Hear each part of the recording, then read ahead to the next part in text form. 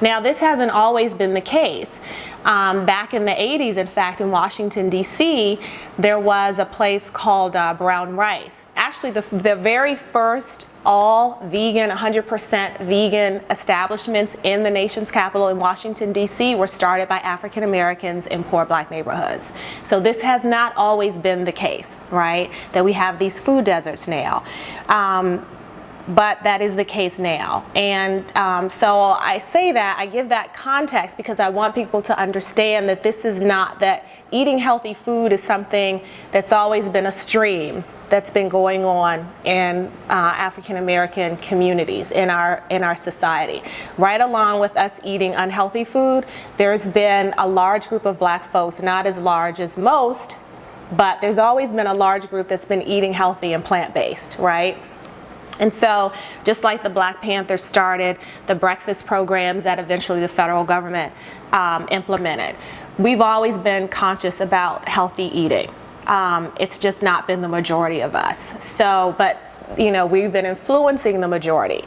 And so we're in a situation where the food deserts exist, right? This food is not available in our communities, and when it is available, in nearby communities, it's often too expensive, you know, for us to eat. And so that's a product of systematic racism.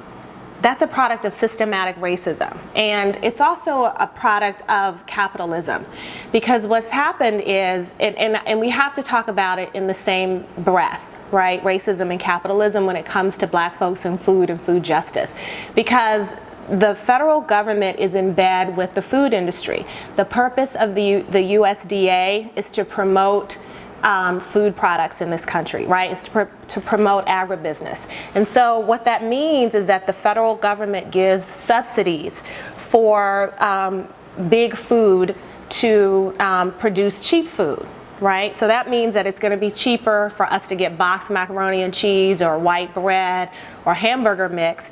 It's going to be more expensive. I mean, it's going to be cheaper to purchase that, right, than it is to buy fresh produce, fresh fruits, fresh vegetables, whole grains, beans, and nuts from the bulk bin.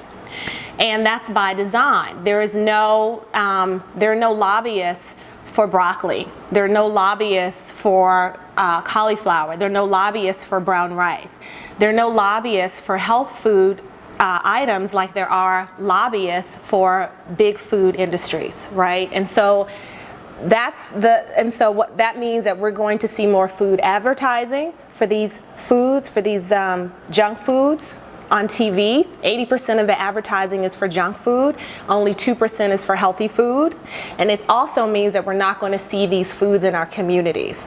So that's my long answer, but all of it is connected.